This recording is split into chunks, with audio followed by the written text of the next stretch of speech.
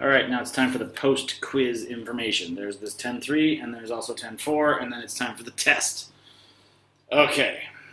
It doesn't seem like that's too much time, but with interim and Chinese New Year, this is going to actually be a lot of time. So you might want to come back and watch this video again later, right after the Chinese New Year break, or during it, actually. Anyway, on with it. Arcs and chords.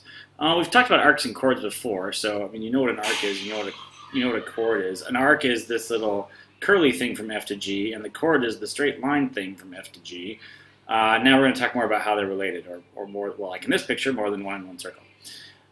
Two minor arcs are congruent, so this arc FG is congruent to arc JH, if and only if, and it's a biconditional, if their corresponding segments inside them, or their chords, are congruent. This is actually a mistake. I don't know what happened there. Let me get rid of this here. This little line isn't supposed to be here. That doesn't make any sense. Get rid of that. That was printed wrong in the book, I guess. These two chords are congruent if and only if their arcs are congruent, and vice versa. Okay. That is not a big deal yet.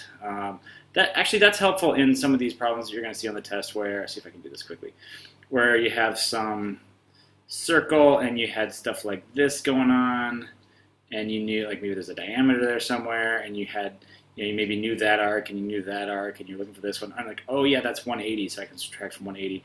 And then somewhere along there, you know that there's a chord over here, and maybe a chord over here, and they tell you those are congruent. Oh, then I know that arc and that arc are congruent also. So those will help you get around. Those might be like one little kind of, almost a hidden fact that you're supposed to catch in there. So this one can sneak up on you, is all I'm saying. Remember this. Oh yeah, those chords are congruent. That means